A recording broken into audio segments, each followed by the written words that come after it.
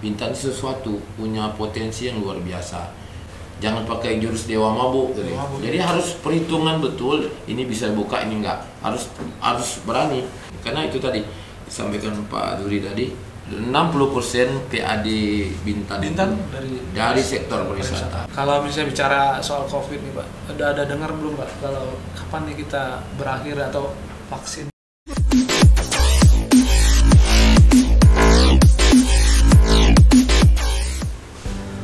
Oke, baik, ketemu lagi di Zuri Talk bersama saya Zuri, dan juga kita pada kesempatan ini kita menghadirkan Pak Buralimar, PJS Bupati Bintan, dan juga Kepala Dinas Pariwisata Provinsi Kepri. Tentunya kita sekarang ingin bahas Pak soal pariwisata yang tentunya terkena dampak ya dari COVID-19 ini. Bahkan bisa dikatakan pariwisata di Kepri yang kemarin tercatat sebagai nomor 2 di Indonesia dari jumlah kunjungan, sekarang justru lumpuh ya, bisa dikatakan lumpuh dan berusaha untuk bangkit lagi. Nanti kita dengar seperti apa penjelasan dari Pak Buralimar selaku PJS Bintan, kebetulan beliau di Bintan, yang juga salah satu destinasi wisata yang terbesar di Kepri, yaitu kawasan wisata Lagoy, di mana Bintan ini punya potensi lebih banyak gitu ya dari pariwisata, dan juga tentunya Batam juga salah satu yang terbesar dari kunjungan wisatawan, terutama dari Singapura dan juga mancanegara lainnya. Oke, bersama saya sudah ada Pak Buralimar. Selamat, apa kabar Pak? Baik, selamat, Pak, ya? Selamat sore itu selamat sore Pak Bupati ya. Iya, Pak Bupati nih. Ini tanggung jawabnya lebih besar nih menjadi Pak Bupati ya kan. 71 hari ya. Bupati 71 hari. Kita kan bicara pariwisata nih. Ya. Ada perasaan apa nih begitu ditimpa oleh corona ini kan? Soalnya Pak Bu, kita tahu nih dari Batam ini sudah konsen terhadap wisata, pariwisata ya. Batam dan sekarang Kepri dan sekarang lagi di Bintan khususnya yang benar-benar mengandalkan sektor pariwisata. Apa yang terjadi Pak sekarang ini kondisi pariwisata kita Pak? Iya, mungkin kita tahu bersama bahwa memang dampak dari COVID-19 ini melanda seluruh dunia, Indonesia, tidak terkecuali Kepri dan Bintan ya, Batam.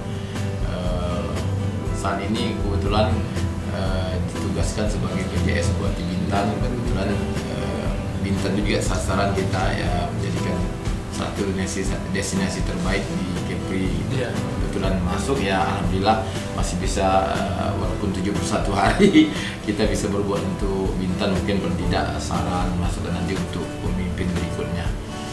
Saat ini kita maklumi bahwa Kepri itu terdampaknya cukup besar, seperti sampaikan tadi Pak Zuri. Kita pintu masuk gerbang pintu masuk nomor 2 di Indonesia sejak tahun 2019. Bali, Kepri, Jakarta. Dulu Bali, Jakarta, Kepri. Tapi alhamdulillah 2019 kita nomor 2 dari kunjungan Wisman. Wisman itu yang paling terbesar memang di Batam, 5 pintu masuk dan 2 pintu masuk di Bintan. Kita lebih kurang 200. Sisanya Tanjung Pinang, Karimun. Ya. Terus dampak yang kita rasakan dengan pandemi 19 ini sangat terasa sekali untuk dunia pariwisata kita, di mana tingkat kunjungan kita per Agustus kemarin itu lebih kurang 84%. Dari berapa juta kemarin Pak? Dari 2,8 ya. 8 menjadi ini sekarang mungkin ya kalau 85% paling berapa ya, tidak sampai sejuta, mungkin tidak sampai setengah juta. Itu kita rasakan selama 6 bulan terakhir sejak wabahnya COVID-19. Karena Singapura juga menutup pintunya menutup pintunya, mereka tidak dibenarkan kemungkinan besar sampai Desember gitu. Kita harapkan jangan sampai Desember lah. Kita sudah siap kok, kita siap. Protokol kesehatan kita siap, kemudian COVID kita sudah mulai mereda lagi, walaupun kemudian ada second wave ya, gelombang kedua. Tapi khusus untuk Bintan sudah mereda, insya Allah hasil swab kemarin baru salah satu ini cluster itu sudah negatif semua. Iya. Jadi kita jual Bintan lagi, kita harapkan Bintan di akhir Oktober ini sudah dinyatakan hijau kembali gitu. Jadi karena sektor pariwisata itu andal sekali, PAD-nya 60% dari sektor pariwisata.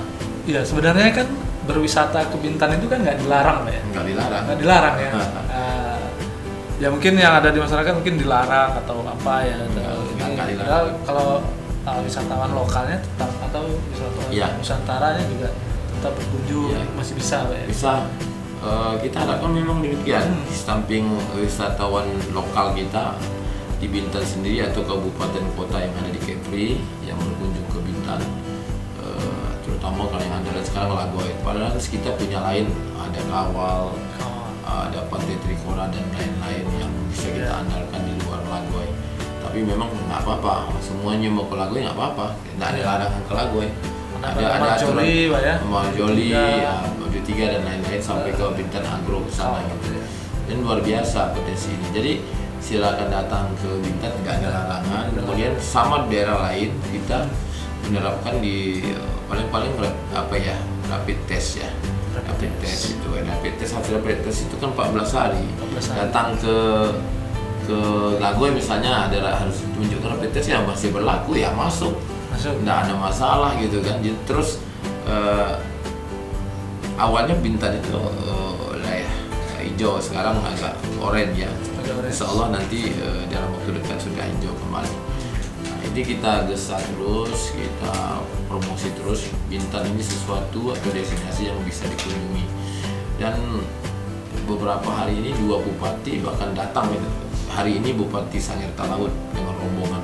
Sebelumnya rombongan menteri. Oh ya, rombongan menteri 9 orang. 9 orang. Dua malam. Seminggu yang lalu ya. Ya. Terus ini akan Bupati Bangka Belitung juga akan datang. Jadi mereka sudah dengan promosi Pak Menteri itu kita kita publish. Jadi mereka benar ternyata Lagoy itu, ternyata Bintan sesuatu sudah punya dalam istilah pariwisata itu 3A-nya. Aksesibilitasnya dari Batam bisa, dari Tanjung Pinang bisa, dari pesawat udara, dari Singapurnya kapal laut, dari mana aja bisa kan. Terus amenitasnya juga punya sekian hotel, rasa 9 hotel akan dibangun terus-menerus. Kamarnya ada bandara nanti, insya Allah tahun 2021 sudah ada bandara Busung.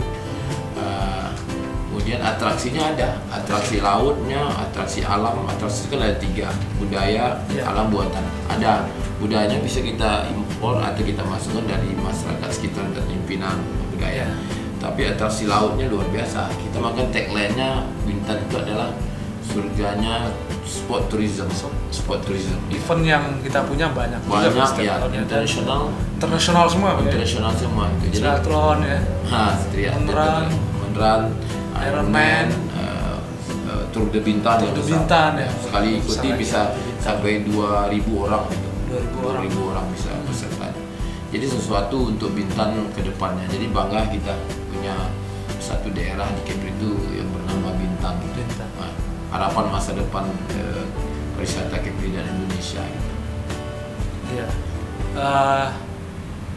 Kita masih punya harapan tentu ya, Pak. Bagaimana agar wisata Bintan ini kembali hidup ya. Dan kalau untuk kan Bapak sekarang jadi Bupati Bintan, ini langkah-langkah mungkin yang konkretnya atau planningnya, Pak, untuk nanti untuk Bupati terpilih atau untuk saat ini juga seperti apa? Ada langkah-langkah atau saran-saran khusus? Saya nanti akan membuat laporan khusus nanti dan saran-saran pada akhir masa PJS ini untuk bupati yang terpilih nanti atau wakil bupati terpilih, termasuk gubernur terpilih. Karena itu bagian dari Kepri. Karena masing-masing calon, paslon dan kepala daerah di Indonesia termasuk yang sekarang bertarung itu bicaranya pariwisata, sektor wisata unggulan harus diikuti dengan action, diikuti dengan kebijakan, diikuti oleh tataran teknisnya kemana harus dibawa Bintan ini. Nah, itu seperti saya sampaikan di awal, Bintan sesuatu punya potensi yang luar biasa. Kalau ada istilah Bali baru mungkin bisa seperti itu. Bali barunya Indonesia ya Bintan gitu. Banyak orang mengatakan seperti itu. Mungkin perlu waktu, tapi kan kita harus mulai dari sekarang gitu. Ini yang kita buat. Walaupun PJS itu tugasnya 2 cuma ya. Satu melaksanakan pilkada, satu lagi penerapan COVID supaya meredah seperti itu. Yang lain juga menekan angka COVID di Kepri. Insya Allah sudah hari ini kalau tidak salah sudah tidak ada lagi yang positif. Yang dirawat masih ada tapi mungkin tidak ada penambahan positif. Itu kita harapkan 2 minggu terakhir apabila nanti landai tidak ada lagi penambahan ya kita nyatakan pemerintah pusat bisa menyatakan bahwa Bintan itu wilayah hijau. Kalau udah hijau kan udah sesuatu bagi luar negeri itu penting. Mereka melihat wah kalau masih oranye atau kuning wah mereka mau udah datang ya. Apalagi merah kan. Kita usahakan hijau. Karena dari dulu dari awal Bintan itu daerah lain udah merah, udah orange. Bintan itu termasuk daerah hijau, apalagi di sekitar Lago itu ya sudah nggak ada pemukiman masyarakat kan, gitu, seperti itu. Jadi punya sesuatu protokol kesehatan juga oke itu di Bintan, beberapa restoran yang besar, hotel-hotel yang besar harus menjaga protokol kesehatan demikian ketat. Gitu. Kalau kita kan tahu Pak, Lago Bintan salah satunya sektor unggulannya pariwisata, kontribusinya pasti cukup besar ya Pak terhadap pemasukan daerah, ekonomi, perputanan ekonomi di masyarakat. Ini dampak yang dirasakan saat ini mungkin sangat terasa ya. Bagaimana kita menyikapinya itu sekarang? Saya merasakan ya saat ini kawan-kawan yang tenaga kerja yang bergerak di bidang pariwisata secara umum kami catatan kami 14.000 Kepri ya. Bintan itu lebih kurang ya sekitar 20%. Saya lupa angkanya yang terdampak. Bahkan ada satu hotel di Lago itu tutup Bintan Lagoon Resort gitu. Jadi tutup, sedih gitu. Padahal hotel itu adalah hotel yang hebat, yang bagus, yang ada kamar presiden suite-nya. Kalau tidak salah Pak Presiden Pak SBY pernah nginap di sana gitu. Jadi tutup itu sedih. Mudah-mudahan ada manajemen baru nanti yang mengambil alih itu. Itu mudah-mudahan ada yang tutup lagi lah di Lago. Dan kita siap dengan protokol kesehatan. Masuk juga harus rapid. Kalau atau dengan protokol kesehatan yang ketat ya seperti thermal gun, scanner gun dan seperti itu. Masker udah harus wajib itu. Tidak ada kata lain. Dan penerapannya di dalam juga seperti itu karena ada beberapa 9 atau 10 destinasi ya hotel dan permainan di sana gitu. Jadi memang dalam satu konsorsium yang bernama BRC lagi mudah dikelola gitu, mudah satu manajemen gitu. Jadi kenapa tidak? Tinggal kita lagi sudah mengusulkan kepada Pak Menteri Hukum kemarin kan bebas visa itu dibukukan. Kita sudah menanti dari Pak Gubernur beberapa bulan yang lalu. Mudah-mudahan nanti ada pembahasan di pusat dibuka kembali bebas visanya. Dan Singapura yang kemarin misalnya merencanakan Desember mungkin memajukan udah Bintan siap, Lago siap ya udah November nanti buka gitu. Itu harapan kita seperti itu. Kita harus promosi dulu bahwa kita siap, mereka baru percaya gitu kan. Tapi kalau kita diam, maksudnya kita tak bergerak ya seolah-olah kita nih memang apatis. Padahal kita ingin. Karena itu tadi disampaikan Pak Duri tadi 60% PAD Bintan dari sektor pariwisata, di hotel, restoran, pajak hiburannya tiga subsektor itu. Tapi udah ada ini Pak dari Singapura atau tanda-tanda aja lah sedikit. Pada bulannya kami pesimis. Kami pernah sarapan pagi dengan konsul jenderal Singapura yang ada di Batam. Dia mengatakan secara tidak langsung saya sudah tangkap mungkin besar Pak Desember baru kami berani buka Singapura. Saya expose supaya masyarakat itu maksudnya siap-siap bahwa Desember kita baru waktu itu pada tahu bulan April baru ya. Banyak yang marah saya, wah ini kepala-kepala Pak Bor yang ngomong itu kan konsul jenderal, mereka perwakilan pemerintahnya di sini. Tapi ternyata begitu Pak Luhut dia datang ke sini bicara Menteri Luar Negeri juga, wah seolah rencananya habis hari 2 tahun Singapura mereka akan buka, ternyata sampai sekarang enggak juga. Jadi sedikit PHP lah. Tapi nggak apa-apa, memang kebijakan luar negeri mereka seperti ini. Karena melihat perkembangan COVID kita tidak reda-redanya. Kemarin sudah sempat turun Juli, Agustus naik lagi. New normal kayak normal. Padahal itu sekarang istilahnya adaptasi kebiasaan baru ya. Sudah macam normal, tidak peduli lagi, sudah senang. Tapi tahu-tahu meledak yang dinamakan second wave kan, gelombang kedua penyebaran COVID. Jadi kita sedih. Saya juga pernah mengatakan kalau tidak di swab semua itu akan meledak menjadi 1.000 orang. Waktu itu Batam, kebetulan saya tim persatuan COVID tiap di Batam kan, waktu itu baru sekitar di bawah 200-100 lebih. Wah, banyak yang marah ke saya. Wah, ini kan prediksi Pak Bor aja. Saya bicara saya itu pakai dasar ahli epidemiologi di belakang saya itu yang ada hitungan matematikanya. Makanya kalau untuk supaya reda 1% dari jumlah penduduk itu harus diswab. Baru ketahuan. Tracing silakan tracing, tapi swab itu ya bukan rapid ya, swab. Akhirnya sekarang swab itu sudah jadi tren, walaupun masih mahal kan. Itu ternyata meledak. Sekarang Batam sudah lebih dari 1.000 gitu. Jadi kita kepedulian aja lah, kepedulian dan sama-sama.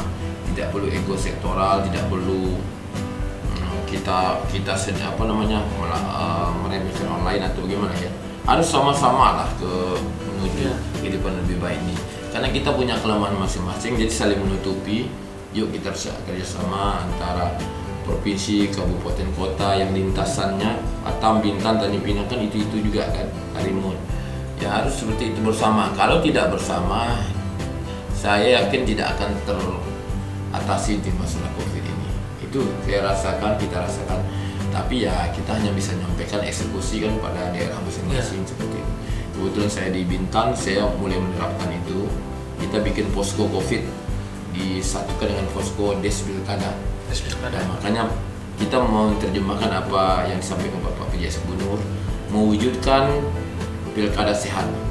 Ya, jadi pilkada tetap tahap-tahapnya dilaksanakan. Pencoblosan nanti tetap pada 9 Desember, pelantikan nanti mungkin pada Februari, tapi tetap protokol kesehatan kita jalankan. Sudah ada MOU kita dengan LO dari paslon, tadi kemarin kita tanda tangani bersama, sudah kita sampaikan berkali-kali, sudah ada surat edaran dari Ketua KPU dan lain-lain. Apalagi surat Menkes, aturan dari Menteri Dalam Negeri dan sebagainya. Itu harus kita patuhi bersama itu.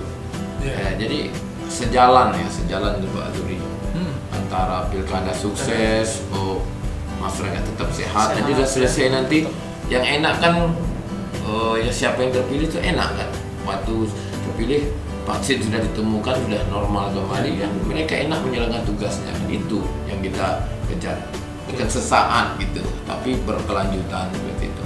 Itu yang harapan kita kepada kita semua. Makanya patuhi protokol kesehatan itu. Termasuk sektor pariwisata kita dan duluan sudah memastikan bahwa 2 daerah, kawasan Nongsa di Batam, kawasan Lagoy di Bintan, kita jadikan pilot project pembukaan destinasi wisata. Jangan tiba-tiba kita buka. Kali istilah kawan saya sebelah kemarin, jangan pakai jurus dewa mabuk. Jadi harus perhitungan betul. Ini bisa buka, ini enggak. Harus berani. Restoran yang tidak menaati protokol kesehatan denda atau cabut izinnya dulu. Nah, itu seperti itu, harus seperti itu. Masyarakat yang tidak pakai masker didenda atau dikasih sanksi sosial. Memang harus ya, karena kita masih belum biasa memakai masker, tapi itu sosialisasi edukasi yang harus kita lakukan terus-menerus, bukan penindakan. Ada yang COVID tangkap, dibawa masuk rumah sakit, bukan gitu. Itu boleh, tapi setelah masa mereka inkubasinya selesai, sehat, itu ada juga semacam trauma healing gitu. Jadi kasih bahwa nggak ada apa-apa. Sebelumnya juga kita bilang COVID itu tidak ada apa-apa. Yang meninggal itu 87% kena penyakit bawaan, hanya 13% aja yang murni COVID. Tapi walaupun 13% itu kan angka yang besar kalau dikali dengan sekian gitu. Dan ketakutan seperti ini. Sekarang alhamdulillah medis dan para medisnya sudah terbiasa. Sudah siap. Penanganan pertamanya sudah bagus. Kalau dulu mungkin fasilitas juga masih kurang ya, Pak. Swab juga belum ada. Terus penanganan pertama tuh nggak tahu dari mana mau mulai, mungkin langsung dipasang ventilator gitu. Padahal nih mungkin penyakitnya itu di tenggorokan atau gimana. Pasang ventilator bertambah dingin kan, bertambah enak. Itu seperti itu. Tapi alhamdulillah dengan ada SOP dari Menteri Dalam Negeri, SOP dari Menteri Kesehatan, alhamdulillah yang COVID sekarang teman-teman kita yang 4 hari setelah dinyatakan positif, swab 4 hari berikutnya udah negatif. Kan udah sesuatu. Walaupun harus karantina juga 14 hari gitu. Jadi itu makanya kalau kita sehat, pariwisata juga ikut sehat. Ya, itu hubungannya Pak ya. Hubungannya seperti itu. Ya. Pariwisata. Kalau misalnya bicara soal COVID nih Pak, ada dengar belum Pak kalau kapan nih kita berakhir atau vaksinnya diedarkan ke masyarakat? Kabarnya kan pemerintah kan Presiden udah bilang juga vaksinnya Januari ya. Januari udah bisa atau divaksinkan semua masyarakat Indonesia. Mungkin mudah-mudahan kan kita juga dapat biar cepat kan, karena pariwisatanya harus cepat nih. Karena Batam, Kepri ini memang mudah-mudahan mengandalkan pariwisata gitu kan, perputaran ekonominya dari kunjungan dari Singapura, dari Cina, dari Korea kan. Nah kalau ini nggak ada nih kita mau jadi apa? Yang penting kita belajar menerima wisatawan itu dengan protokol kesehatan. Mudah-mudahan nanti sebagaimana dijanjikan pemerintah, vaksinnya cepat. Sekarang udah ada uji coba terhadap beberapa 1.000 orang ya kalau salah di Indonesia. Yang penting ini punya tujuan satu, agar vaksin ditemukan. Kan sekarang masyarakat masih melihat masih agak parsial. Si Anu bilang vaksinnya sekian. Jadi tidak perlu menonjolkan, yang penting vaksinnya ditemukan. Ya kalau memang bagus ya saling backup. Siapa dulu yang menemukan vaksinnya bisa, ya udah backup.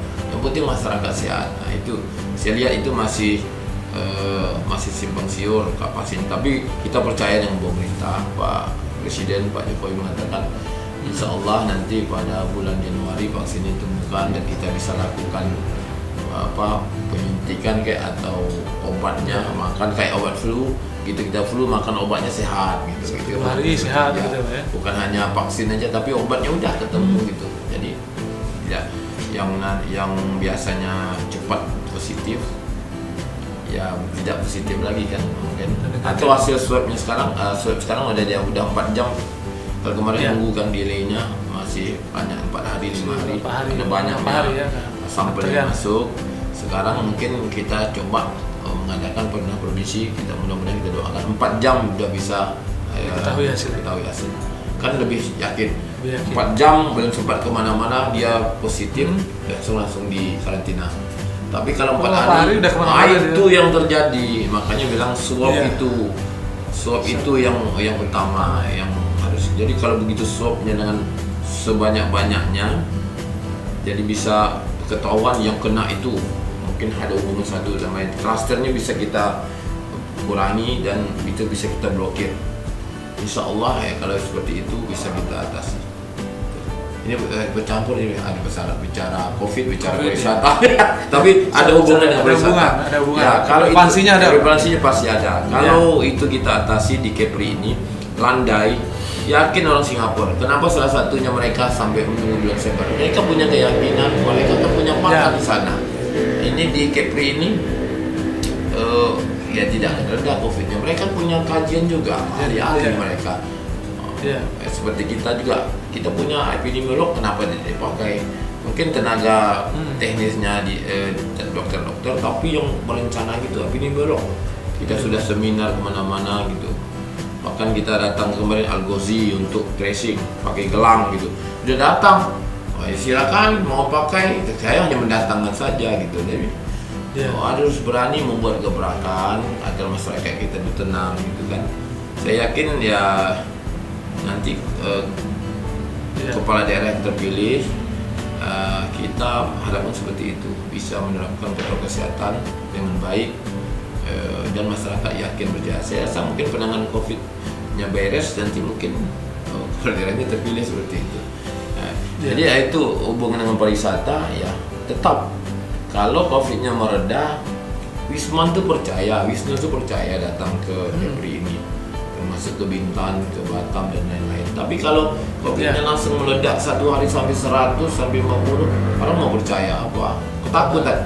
Orang Jakarta takut datang ke Batam. Saya teman-teman Jakarta, bahaya Batam. Kemarin saya datangkan takut ke Jakarta. Sam Bimbo waktu pembukaan TK saya datangkan Samsudin Bimbo. Mas, Batam bahaya nggak? Lebih bahaya Bandung lah bilang, merah banget itu. Kepri ada memang oranye gitu, tapi tidak separah Bandung. Oh gitu. Mereka takut datang ke Kepri, orang Kepri takut datang ke Jakarta, datang ke Bandung atau kemana itu. Inilah pengalaman itu Pak. Jadi menurut saya tuh gunakan pakar-pakar yang ada. Nggak bisa sendiri. Nggak bisa sendiri. Kita harus ada pakar yang memberi masukan kepada kita dari perguruan tinggi kayak para epidemiolog yang punya memang itu ahlinya, kan mereka tahu kok apa itu virus, bagaimana penyebarannya, mereka lebih paham. Ya kenapa kita tidak manfaatkan gitu, mereka pun ikhlas gitu membantu kita. Dokter juga punya kemampuan untuk tracing, untuk mengobati, itu memerankan maksimal gitu. Tak bisa sendiri, nggak bisa sendiri.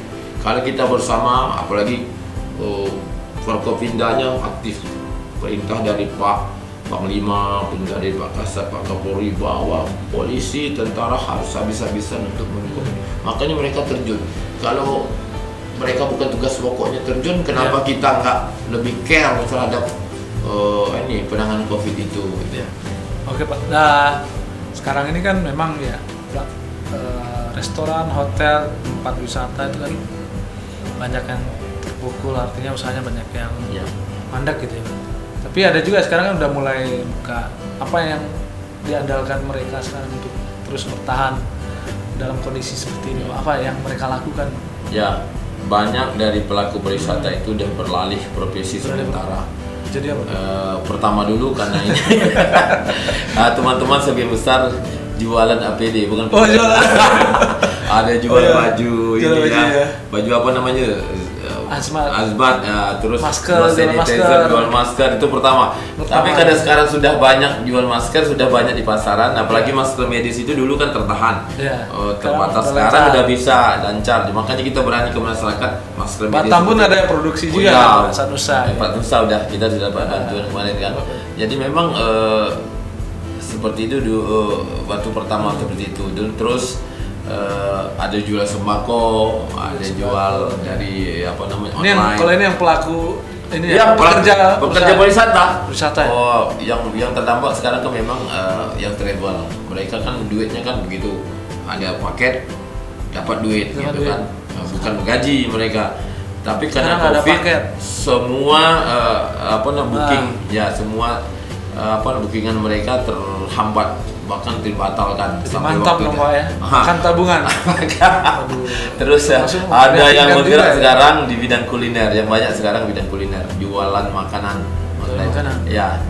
Itu yang laris sekarang. Ada dua hal ini sekarang yang menurut BI, menurut BPS, industri bisnis berkembang ya.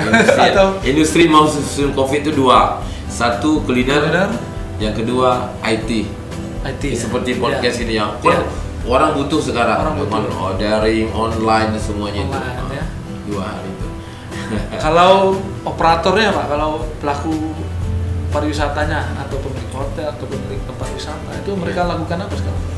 Tutup kah atau tetap buka tapi mengandalkan wisata lokal? Sudah alhamdulillah sudah mulai buka lagi. Walaupun tingkat hunian atau okupansinya itu lebih kurang 10-15% gitu kan.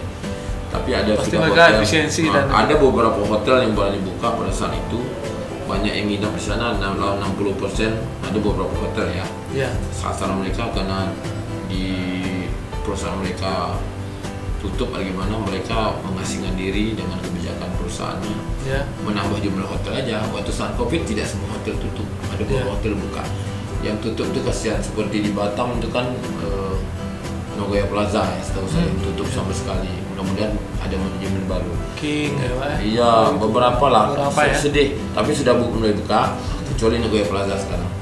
Oke. Ya, Nagoya Plaza yang mati sama sekali, yang 10-20% sudah mulai, ada yang 30%. Yang Kami lain ya? mengharapkan, kan kita di area industri nih. Dari industri, Pasti ada pekerja industri atau pengusaha industri yang dari Jawa yang datang Ya. ke sini.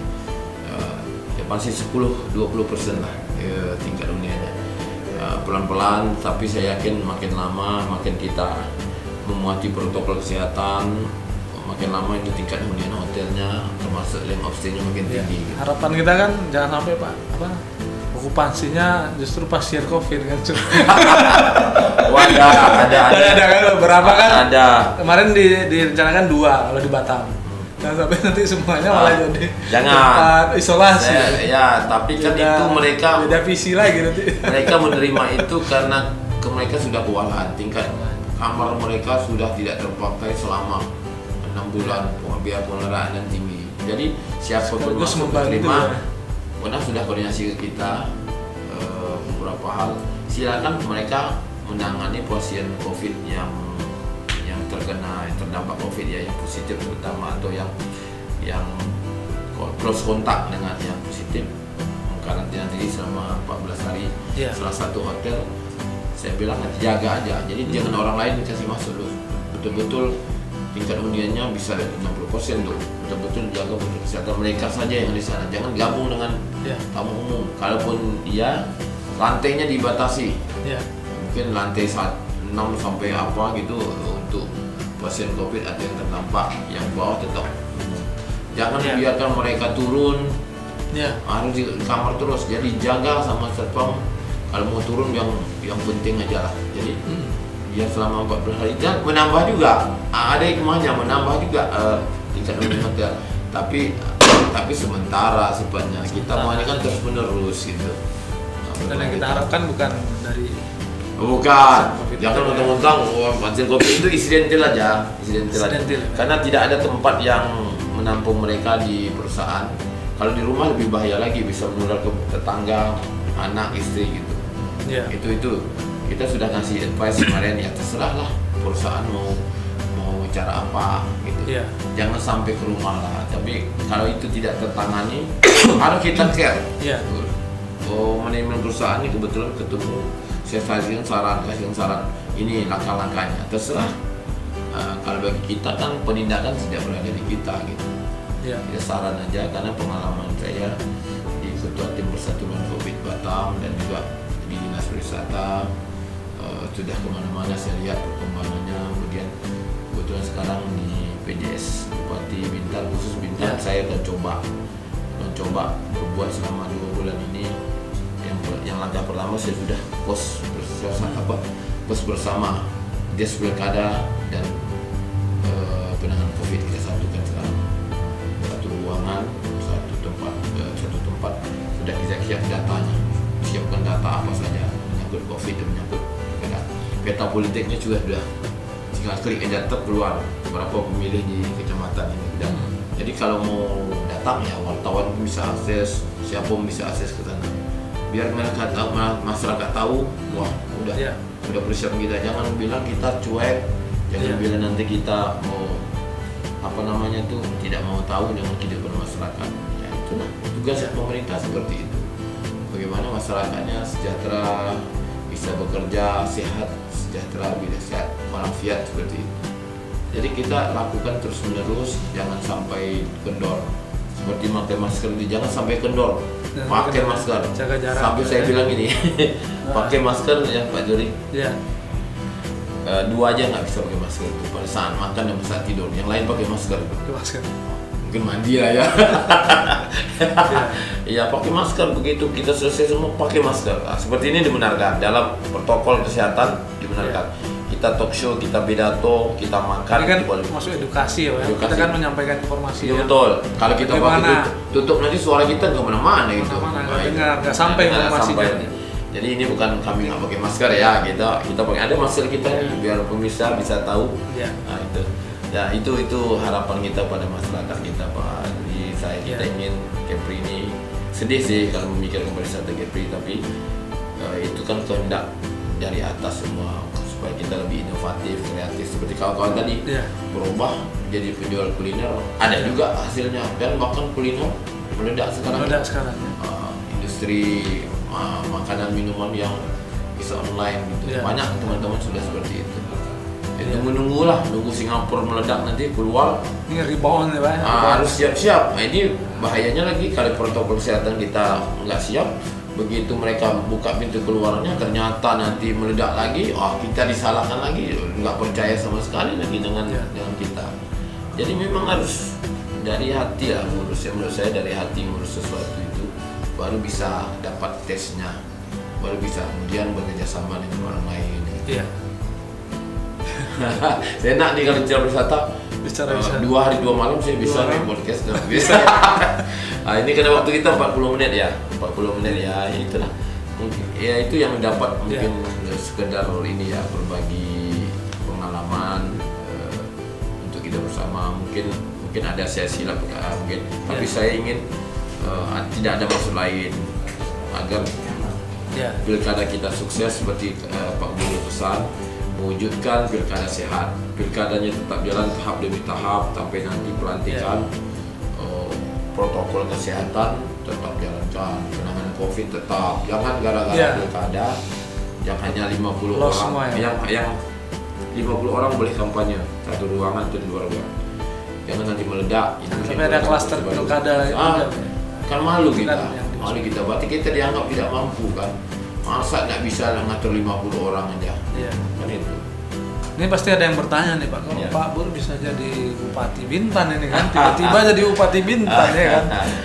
Bisa cerita Pak sedikit nih kalau kita bicara di luar tadi ini bisa ada COVID ya kan? Saya nggak tahu juga, karena mungkin saya di antara beberapa mungkin dianggap senior, salah satu itu faktor. Kemudian mungkin nggak tahu apakah ada hubungan ke Kepala Dinas Pariwisata itu dengan Bintannya dekat, ada objek wisata di sana, destinasi wisata. Mungkin itu pertimbangan dari Pak Gubernur kita Pak sebelumnya Pak Isianto itu mengusulkan kebetulan kemudian itu perkembangan mungkin dengan kurikulum kita mungkin kan itu ada 3 calonnya, kita pun nggak tahu itu. Saya pun nggak tahu lagi, dikirim aja begitu diingatkan tanggal 25 malam saya baru lihat SK-nya, kayak kaget gitu kan, karena baju katanya harus baju PDU putih, harus baju PL. Ya udah kita siap semua, walaupun bajunya nggak siap-siap tuh, hanya bikin baju semalam. Itu pengalaman. 26 siang bajunya siap tuh, nggak dipakai. Dia bilang pakai BDH, pakai PL, dan pakai PDU yang putih. Wah, kagak kan dilantik. Tapi ternyata kita hanya mungkin aturan baru efisien, kita diserah di SK oleh Pak PJS Gubernur dan SK Menteri Dalam Negeri. Kita laksanakan sama-sama beliau lantik 25, kita lantik 26, dan kita laksanakan yang selama 71 hari. Mungkin tidak bisa kita buat banyak di satu, tapi saya yakin hal-hal penting yang 2 hal itu kita bisa laksanakan, 2 hal pokok itu yang bisa kita laksanakan. Penanganan COVID, pelaksanaan pilkada sukses, dan pengalaman lain itu tadi saya ada apa ya, nggak diberitahu sebelumnya mungkin karena jabatan gitu terima aja lah. Kenapa di Bintan disebut-sebut kemarin, wah Pak Bur pernah di Batam gitu kan, sempat Batam sempat viral di Batam, ya tahu-tahu di Bintan. Tapi saya bersyukur di Bintan karena punya pengalaman baru, dan kepala OPD-nya mudah-mudahan ya anggaplah kawan dan adik-adik, jadi cepet, ayo kita sama-sama. Makanya posko itu bisa nggak? Kebetulan adik-adik poskonya di Tanjung Pinang, di kantor Bapeda, bisa nggak 3 hari? Bisa bang. Nah, dipanggil abang aja kan, siap. Saya maunya posko itu mengalahkan posko yang saya buat di Kera Kepri, TV-nya 4, layar lebarnya 1. Bisa nggak? Dengan data yang sudah sedia. Bisa bang, udah ada, tinggal pindahkan. Jadi tergantung cara kita aja lah. Kata orang Sumatera Utara, caranya itu benar. Kita ajak terus, tidak perintah, memang perintah ada perintah, tapi ngajak lebih banyak. Bisa nggak? Ayo, di mana masalah? Ini bang, udah ada bang, ini. Rata-rata Pak Sekda juga manggil saya abang, Sekda Bintan. Jadi saya senang dipanggil abang daripada panggil bapak. Kan? Pertama bukan sebelumnya, dipanggil bapak itu jauh gitu. Jauh ya. Kayaknya formal banget gitu. Kalau dipanggil abang itu, wah, merasa muda dan dekat gitu. Dekat. Di pengalaman banyak. Jadi tadi sudah dilantik juga bingung nih. Datang protokol Pak, karena biasanya kalau orang wisata itu jarang pakai protokol lagi ya. Kita biasanya preman-preman pakai baju kaos, tapi sekarang ada beberapa hal pakai protokolnya jangan pakai ajudan. Dia bilang, ajudan berapa? 2. Supir Pak, ini presiden. Saya bilang, ya udah kita sesuaikan aja ya, tapi jangan terlalu formal. Saya kalau diatur-atur juga bingung gitu. Makanya hari ini pakai baju biasa aja lah, karena di luar tugas pokok ya hanya nanti kalau siap pakai jengkol pakai apa nanti dia bilang wah terlalu formal, takut orang bertanya. Tapi kalau sekarang ada bertanya kita jawab aja santai kan. Saya biasa dengan anak muda, anak Genpi itu. Genpi. Wah, Genpi Kepri Bintan. Mas Samar ini orang anak Genpi yang ahli-ahli IT. Saya senang mereka aktivis Genpi. Mereka punya banyak ahli multimedia, ahli programmer yang kerjanya main di medsos. Jadi sebetulnya senang dipakai medsos saja, pakai virtual saja, pakai IT di YouTube. Efektif dan efisien ya. Main di medsos itu Instagram. Insya Allah saya punya Instagram sudah lama, hampir 3-4 tahun. Follower saya lumayan, sama dengan Amar, itu ada dengan siapa, Said. 2.000 lebih. Orang 10.000 kita bang. Tadi jadilah. Saya lihat teman-teman bisa jadi ini selebgram. Masuk kategori selebgram Kepri itu. Saya lihat tadi 2.000 alhamdulillah. Saya kemarin udah bisa endorse. Jadi selebgram, tapi saya nggak. Cuma mudah-mudahan jadi selebgram. Saya mau memviralkan, tapi kali itu aja nggak viral. Ya buat sesuatu yang aneh nanti ya. Ada yang teman-teman mulai saya ajak terus, ada yang udah 700, ada yang 200 itu. Oh yuk kita itu kalau sekarang Kementerian Wisata Ikram itu dulu IG, Instagram. Kalau Facebook saya sudah punya dari udah sejak 2009 saya sudah punya Facebook, sudah 5.000 apa saya friends saya. TikTok udah punya Pak? Nanti dikritik. Nanti tunggu dulu. Nanti kalau sudah saya mau juga TikTok. Enak tuh main dengan anak muda tuh, cerdas. Walaupun saya nggak ngerti IT, tapi kita gunakan mereka. Ini mau bisa nggak? Ini bisa nggak? Oh bisa bang. Sedangkan yang di posko saya itu anak-anak muda tuh yang jaga COVID tuh. Masuk posko di lantai 7 rakyat itu ya. Anak muda. Saya pikir saya maunya gini, tenang lah Pak. 1 hari 2 hari begitu saya cek, wah iya ya. Mereka bisa tampilkan apa aja gitu. Kalau nanti rapat saya mau cari ini, data ini, tutup keluar. Nggak pakai tempel-tempel lagi kayak di desa Gunung Keram. Itu udah ketinggalan tahun 45 itu. Waktu saya di mahasiswa dulu itu kerja saya bantu desa. Jumlah desa, jumlah RT tulis tangan. Atau pakai ketik dibesarkan. Nah, ini pakai IT semua. Jadi seolah-olah jadi bukan kantor, tapi begitu ditampilkan, di display, wah keluar semua. Online maupun offline ada tersedia. Real time ya. Wah, dia pakai istilah anak muda ini. Online, offline ya, real time gitu. Nah, seperti itu. Jadi kita senang, saya senang sudah punya kawan di mana-mana, mulai dari anak SMP, anak SD, anak punya hubungan baik. Jadi kita anak SD-nya memang ada beberapa komunitas, apalagi SMA, perguruan tinggi ya. Genpi lagi, saya bicara Genpi lagi. Nanti marah orang itu. Pak Bur dikit-dikit Genpi. Memang andalan situ. Mereka 500 orang di seluruh Genpi itu. Apalagi seluruh Indonesia. Saya punya kenal banyak itu karena Genpi. Begitu saya bawa semua ketua Genpi nasional, ketua Genpi kabupaten kota di Indonesia. Oh Pak Bur, keren dikit. Mau ke Batam, ayo ke Batam gitu. Paling-paling datang ke Batam kita bawa ke itu. Kuliner apa namanya itu? Yang ada di Batam lah, siput, bukan siput lah. Apa namanya itu? Roti gendang. Roti gendang. Prata apa? Prata apa namanya? Ya prata yang di Amir. Prata Amir. Dipromosi Prata Bahar. Prata Bahar itu yang terkenal. Padahal Prata Bahar itu pusatnya di Palembang, tapi bisa terkenal di Batam karena di depan mereka jual di depan di berandanya. Mungkin kalau di dalam rumah jualan ya, sekarang di berandanya. Makanya bilang beranda yang terbaik itu ada Capri. Beranda untuk jualan itu etalase jualan itu di Capri, Batam, Bintan, karena dilihat orang itu. Ya seperti itu. Banyak ceritanya nih, malu ngidul, tapi nak apa-apa lah demi. Nggak masalah tuh, Pak. Kan kita ada semua yang kita bahas aja nih. Kalau misalnya nanti nggak jadi Bupati Bintan lagi, kira-kira apa yang ingin diwariskan, Pak? Apa yang ingin diingat orang di Bintan?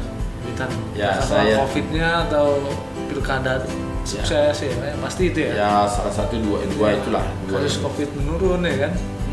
Saya itu pasti ya. Akhir Oktober nanti COVID-nya menurun, bahkan nol sama sekali di Bintan.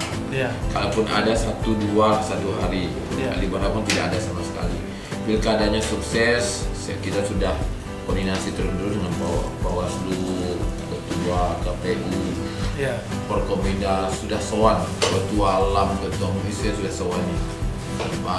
Bakal calon paslon juga belum sempat karena mereka sibuk di kampanye. Saya minta waktu untuk curhat diskusi gitu. Biar saya bisa punya ke depan tuh gimana. Dua paslonnya kalau bupati ya, itu kita akomodir. Kita kan menjaga sekarang visi misi mereka itu tertampung dalam APBD. APBD-nya diketuk nanti pada bulan November pas masa PJS. APBD 2021 murni 2021 30 November selamat-lambatnya harus diketuk. Kalau enggak nanti ada sanksi dari Kementerian Dalam Negeri. Jadi pada saat itu maka kita jaga sekarang visi misi itu keduanya minimal masuk berapa persen ke ini. Jadi tidak terlalu berubah nanti begitu terpilih. APBD belum apa-apa udah berubah kan. Lama itu 1 tahun kan. Itu seperti itu. Jadi kita harapan kita menentukan ini juga Pak ya. Ya, visi-visi mereka tolong masukkan ya apa yang bisa kita komodir. Saya rasa sama aja. Visi paslon itu sama aja. Wisata, perikanan, pertanian itu kan, apalagi pendidikan, kesehatan seperti itu, sama aja. Cuma penekanannya di mana ya kembali kepada paslonnya. Saya akan buat nanti telahan, insya Allah kalau saya bisa bikin tulisan. Nanti saya lebih banyak menulislah tentang Bintan. Karena saya sudah banyak menulis tentang Batam. Sudah banyak bikin kegiatan Batam. Sekali saya alihkan ke Bintan. Masa-masa pensiun nanti 2022 ya, kepala dinas. Tapi setelah 2022 nanti kalau ada ilmu saya dedikasikan nanti untuk mengurus pariwisata, event, ngurus masjid. Ya arahnya dunia akhirat lah. Dunia akhirat harus sampai ke situ karena ada tua. Ada beberapa nanti pesan tertulis maupun yang kepada pejabat terpilih, baik itu bupati maupun gubernur. Ya kalau bicara pariwisata harus masuk ke dalam masuk. Kalau enggak, kalau hanya sekedar mohon maaf di atas muka, tidak diikuti dengan action plan, tidak diikuti dengan perencanaan yang baik, gitu-gitu dia pariwisata kita nih. Pemerintah pusat udah memenang kita nih sesuatu di Capri. Kenapa kita tidak tangkap peluang itu? Baik Pak Bur. Sepertinya udah 40 menit Pak ya. Harusnya 2 jam. Iya 2 jam. Lain waktu mungkin bosan orang ya. Lain waktu mungkin ada tema-tema khusus yang mungkin kita kupas lah bisa juga nanti. Saya siap. Pak ya sudah datang ke acara kita nih Zuri Stock nih. Kalau biasanya sekali posting kita nih berapa ya? 8.000 ya 7.000-an ya. Gila Pak. Mudah-mudahan kemarin kan kita. Baru 7.000. Enggak, maksudnya satu kali posting konten itu langsung meledak dalam 1 hari bisa 2 hari 7.000. Ini kira-kira berapa ribu? Mungkin 15.000. Mudah-mudahan. Ya ini harapan kepada kawan-kawan yang di Batam, Bintan dan di Capri ya, yang melihat ini ya talkshow kita apa Zuri Stock ya, Zuri Stock ya, Zuri bicara itu ya luar biasa. Ini kayak siapa aja tuh? Kayak di TV itu apa namanya? Yang punya Mata Najwa gitu. Wah itu saya yakin. Ya mudah-mudahan bisa lah, bisa sampai ke masyarakat yang penting. Oke, anak-anak milenial terutama yang banyak ya, bukan meninggalkan orang tua, tapi mari kita diskusi tentang kebaikan Capri. Saya siap ada waktu di kedai kopi malam, bisa. Kita sudah bertekad untuk berbuat untuk Kepri. Katanya Pak Bur diajak ngopi itu paling cepat jam 10 malam. Cepat itu. Ada Pak Amar namanya. Itu ketua Genpi itu. Malam-malam jam 12 malam dia ngopi dia. Gimana ngopi jam 12 malam itu?